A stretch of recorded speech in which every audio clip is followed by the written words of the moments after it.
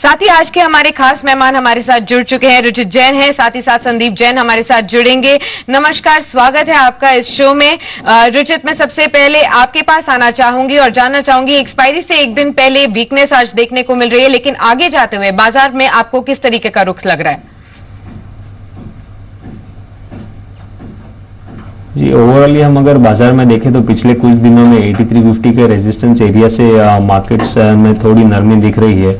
पर हालांकि आज का ट्रेडिंग सेशन देखें तो एक 8180 8170 के सपोर्ट के आसपास निफ्टी आके वहां से एक पॉजिटिव मार्केट ब्रेथ से ट्रेडिंग कर रहा है। पिछले 2 दिनों में मार्केट ब्रेथ नेगेटिव थी, बट आज के ट्रेडिंग सेशन में देखें तो इंस्पायर्ड निफ्टी 30 पॉइंट नीचे होने के बावजूद मार्केट ब्रेथ ओवरऑल पॉजिटिव है। मींस एडवांसेस ज्यादा है डिक्लाइन के कंपैरेटिवली बाजार में। तो वो देखते हुए लग रहा है कि आने वाले 2 दिनों में कल एक्सपायरी तक मार्केट में शायद और ज्यादा गिरावट नहीं आए।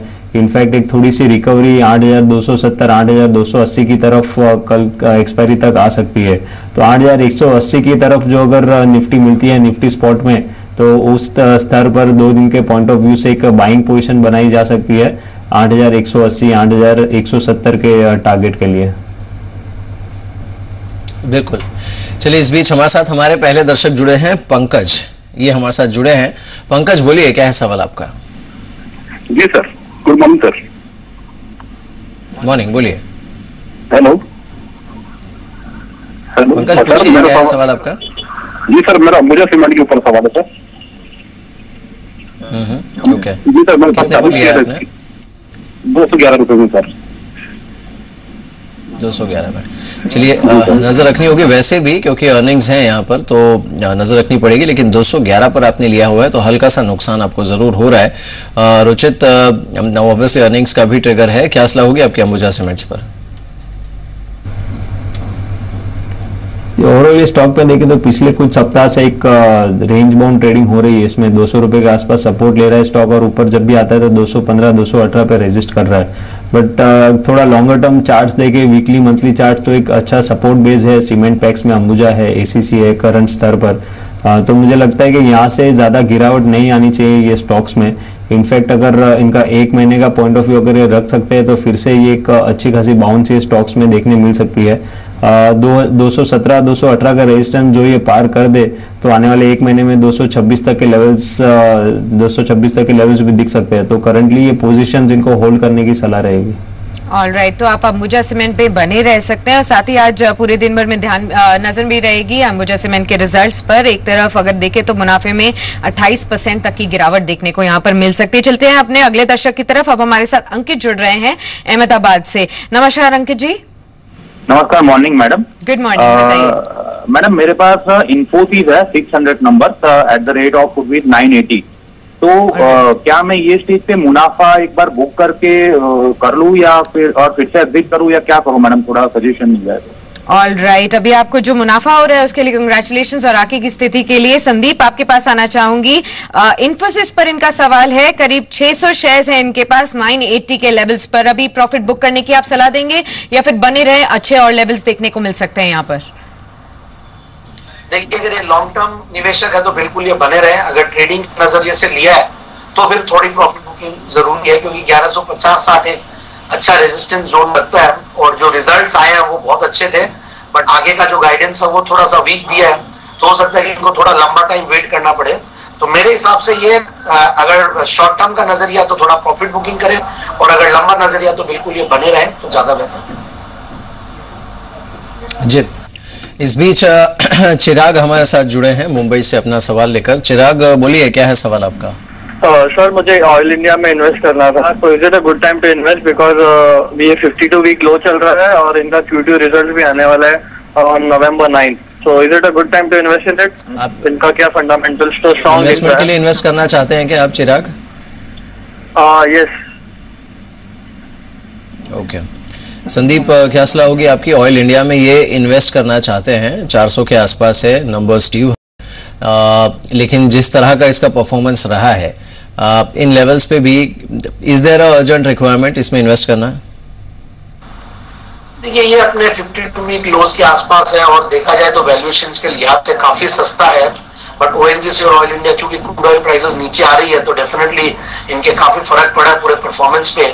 मेरे हिसाब से ये थोड़ा सा वेट करें और इन लेवल से हो सकता है कि इनको एक बार 375-80 के लेवल्स मिले तो वहां एंटर किया जा सकता है, क्योंकि डिविडेंड यील्ड के लिहाज से या कंपनी की पास्ट परफॉर्मेंस के लिहाज से और रिस्क रिवॉर्ड रेशियोज के लिहाज से मुझे अच्छा लगता है ये इन्वेस्टमेंट। तो थोड़ा सा वेट करें और नीचे के स्तर पे लेने की कोशिश करें।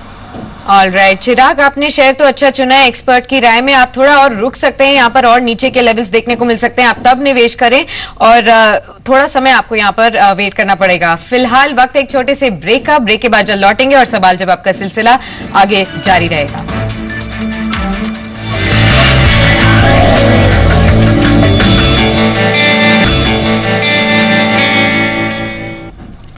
ब्रेक के बाद एक बार फिर से आपका स्वागत है। आप देख रहे हैं आपका बाजार। आपके सवालों के जवाब देने के लिए हमारे साथ रुचित और संदीप मौजूद हैं और साथ ही हमारे साथ हमारे अगले दर्शक राजू हैं दिल्ली से अपना सवाल लेकर। राजू बोलिए, क्या है सवाल आपका? नमस्कार सर। नमस्कार, बोलिए। मेरा सवाल अदानी इंटरप्राइजेज पे है। मैंने 500 शेयर 100 के आसपास है, 99 समथिंग पे मैंने होल्ड कर रखा है। तो उसका क्वार्टरली रिजल्ट 2 तारीख को आने वाले है, नवंबर 2 को। तो क्या वो रिच कर पाए, वहां तक पहुंच पाएगा या अब उसे निकल जाए तो बेहतर है? रुचित, क्या करना चाहिए इन्हें? 100 रुपीज की इनकी खरीद है, लेकिन अब इन्हें थोड़ा सा डर लग रहा है बिकॉज ऑफ क्वार्टरली नंबर्स। लेकिन जिस तरह का न्यूज फ्लो हमने देखा है अदानी एंटरप्राइज पे, हालांकि पता नहीं इसमें से कितना क्वार्टरली नंबर्स में रिफ्लेक्ट करेगा, आपकी सलाह क्या होगी? जी, ओवरऑल देखे तो ये स्टॉक में जब कॉर्पोरेट एडजस्टमेंट हुआ था उसके बाद काफ़ी एक रेंज बाउंड स्टॉक रहा है और उस टाइम पे ऊंचे स्तर पर काफ़ी सारे निवेशकों ने के या फिर काफ़ी सारे ट्रेडर्सों की बाइंग पोजीशन बनी हुई है इस स्टॉक में। तो जब भी इसमें उछाल आएगा तो जो ऊंचे स्तर पे फंसे हुए हैं उन ट्रेडर्स की एक सेलिंग आ सकती है स्टॉक में, जिसके कारण ये स्टॉक नियर टर्म में ज़्यादा अपसाइड रिटर्न्स नहीं दे पाएंगे ऐसा लग रहा है। तो प्रोबेबली अगर कुछ भी 100-102 अगर इनके कॉस्ट के आसपास ये स्टॉक आता है तो उस भाव के आसपास इस स्टॉक में से इन्हें निकलने की सलाह रहेगी। ऑलराइट, तो आपको एग्जिट की यहाँ पर सलाह दी गई है। चलते हैं हम अपने अगले दर्शक की तरफ। अब इकबाल हमारे साथ जुड़ रहे हैं अहमदाबाद से। नमस्कार इकबाल जी। हाँ जी, नमस्कार मैडम जी, बताइए। हाँ, अब डीसीबी बैंक में मेरे 300 शेयर इन्वेस्टमेंट करने हैं, तो अभी कर सकते हैं क्या? आपको खरीदने हैं अभी ये शेयर्स? हाँ जी, हाँ जी। ऑलराइट, संदीप, डीसीबी बैंक में ये निवेश करना चाहते हैं, करीब 300 शेयर्स खरीदना चाहते हैं, क्या ये सही समय है डीसीबी बैंक में खरीदने का? आगे जाते हुए यहाँ पर क्या ब्राइट पर्सपेक्टिव्स दिख रहे हैं? देखिए, रिजल्ट्स के बाद ये काफी करेक्ट हुआ और जो मैनेजमेंट का अनाउंसमेंट था कि ये लोग एग्रेसिवली ब्रांचेस का एक एक्सपेंशन करेंगे, तो उसको मार्केट ने थोड़ा नेगेटिवली लिया, क्योंकि एक कहीं ना कहीं डिसरप्शन बहुत जबरदस्त दिख रहा है। जो इंटरनेट और ऑनलाइन फाइनेंशियल सर्विसेज में जो ग्रोथ आई है, तो उसकी वजह से ओवरऑल बैंकिंग सिस्टम में थोड़ा फर्क पड़ने की उम्मीद लगा रहे हैं एनालिस्ट। तो मुझे ऐसा लगता है कि डीसीबी जो 150 ब्रांचेस का जो एक एक्सपेंशन की बात करी थी, वो लोग कर्टेल करेंगे 70-75 ब्रांचेस तक।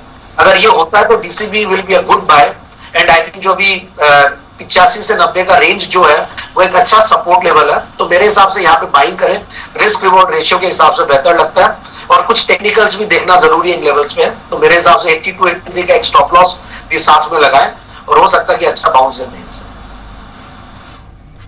जी, चलिए, इस बीच हमारे साथ हमारे अगले दर्शक जुड़े हैं अपना सवाल लेकर। कंवल हैं हमारे साथ फरीदाबाद से। कंवल बोलिए, क्या है सवाल आपका?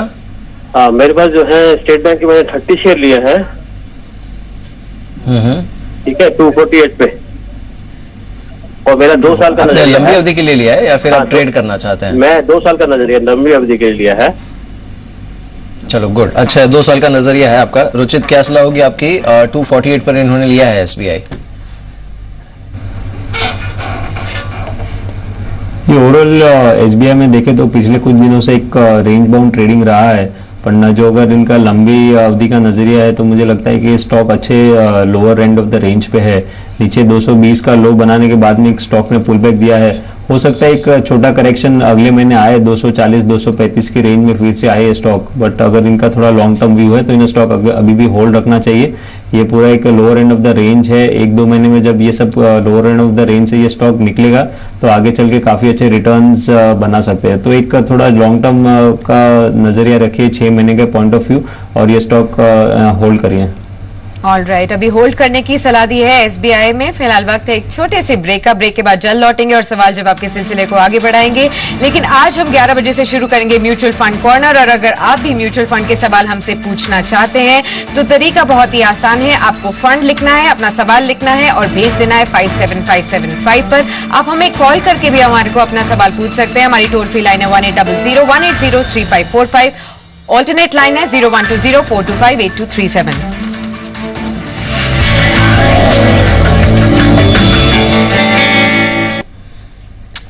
ब्रेक के बाद एक बार फिर से आपका स्वागत है। आप देख रहे हैं आपका बाजार। रिजल्ट का सीजन चल रहा है और मल्टीपल ट्रिगर्स हैं। स्टॉक्स पर इसका अच्छा खासा रिएक्शन भी देखने को मिल रहा है। कल एक अर्निंग्स हैवी दिन था और इसका सीधा इंपैक्ट स्टॉक्स पर देखने को मिला। एक्सिस बैंक नंबर्स के बाद आज भी ये करीब 6% नीचे ट्रेड कर रहा है। 490 का लेवल देखने को मिल रहा है और इसकी एक जो की कंसर्न है वो है एक्सिस बैंक की एसेट क्वालिटी। इस पर ज्यादा फाइन प्रिंट लेकर सुमित हमारे साथ जुड़े हैं। सुमित, बताइए।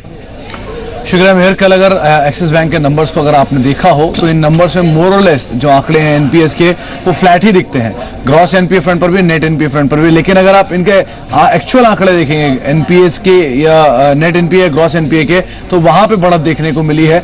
करीब करीब 6% के आसपास की बढ़त एनपीएस में आई है, ना कि एनपीएस परसेंट में। इसकी वजह यह है कि एक तो लोन्स के अंदर जिस तरह की ग्रोथ देखने को मिली है वो काफी तक सेट ऑफ कर रहा है, इस वजह से शायद वो परसेंटेज में नहीं दिखाई पड़ा। लेकिन अदरवाइज एनपीएस को लेकर कंसर्न जरूर है एक्सिस बैंक के इस्तेमाल के नंबर्स के अंदर, चाहे वाई बेसिस पे देख लें आप, सीक्वेंशियल बेसिस पर।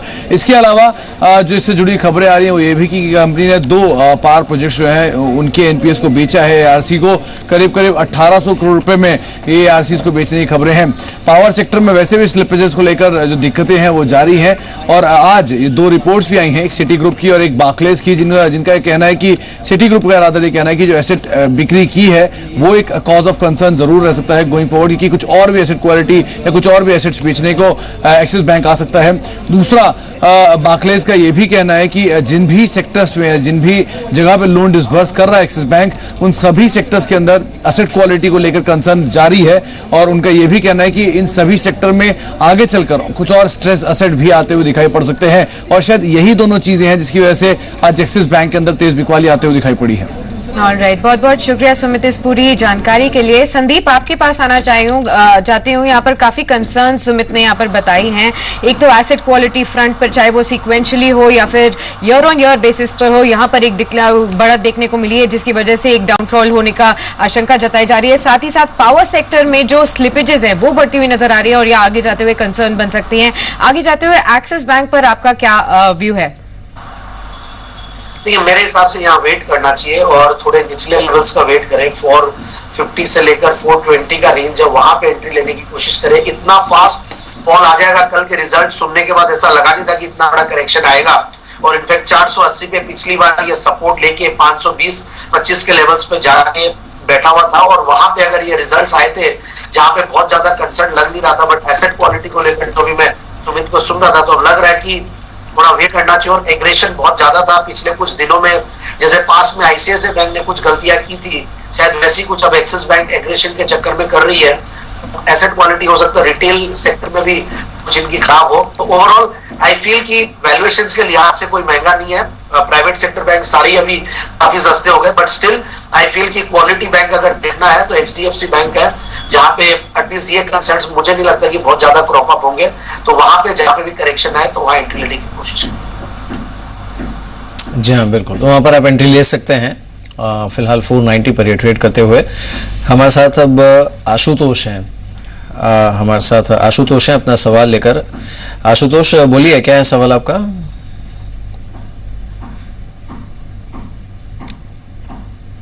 शायद संपर्क टूट गया था इनसे, लेकिन रुचित, इनके पास बजाज हिंदुस्तान है, करीब 20-21 रुपए की खरीद है इनकी, क्या करना चाहिए इन्हें? ओवरऑल सभी शुगर पैक्स में देखें तो एक अच्छा मोमेंटम फिर से बिल्टअप होता हुआ दिख रहा है और अच्छी बात यह है कि ये पिछले 2 महीने में जो पॉजिटिव मोमेंटम आ रहा है वो अच्छे वॉल्यूम्स के साथ में आ रहा है। अगर long term charts in stocks के जो है तो काफ़ी सिक्लिकल स्टॉक्स है, बड़े अप मूव्स या बड़े डाउन मूव्स जो इसमें आते हैं वो काफ़ी लंबे समय तक चलते हैं, लगभग 1-1.5 साल का एक मूव रहता है ट्रेंडेड डायरेक्शन। तो वो देखते हुए लग रहा है कि आने वाले टाइम में इसमें फिर से अच्छा खासा up move sugar stock specifically में रह सकता है। तो इनके करंट लेवल्स के आसपास ही चल रहे हैं, इनके बाइंग प्राइस के आसपास में, तो ये स्टॉक अभी भी होल्ड रख सकते हैं। बस ये रहेगा कि इनका जो इन्वेस्टमेंट का व्यू है वो थोड़ा लॉन्ग टर्म रखेगा। शॉर्ट टर्म में शायद ये स्टॉक काफ़ी चल चुके हैं पिछले 2 महीने में, इसलिए थोड़ा बहुत करेक्शन आ भी सकता है 7 से 8% का। बट अगर 12 महीने का या उसके ऊपर का व्यू रखेंगे तो अच्छे रिटर्न ये स्टॉक्स में बना सकते हैं। ऑलराइट, चलिए रुचित बहुत बहुत शुक्रिया हमारे साथ इस बातचीत में शामिल होने के लिए, और संदीप आपका भी शुक्रिया हमारे साथ इस बातचीत में शामिल होने के लिए। छोटा सा ब्रेक लेंगे, लेकिन ब्रेक के बाद शुरुआत करेंगे म्यूचुअल फंड कॉर्नर की। आप भी हमें म्यूचुअल फंड से जुड़े अपने सवाल पूछ सकते हैं। सवाल पूछने के लिए आपको अपना मैसेज राइटिंग ऑप्शन में जाकर फंड लिखना है और हमें SMS करना है 57575 पर, या फिर हमारे टोल फ्री नंबर पर फोन कीजिए 1800 180 3545। लौटते हैं ब्रेक के बाद।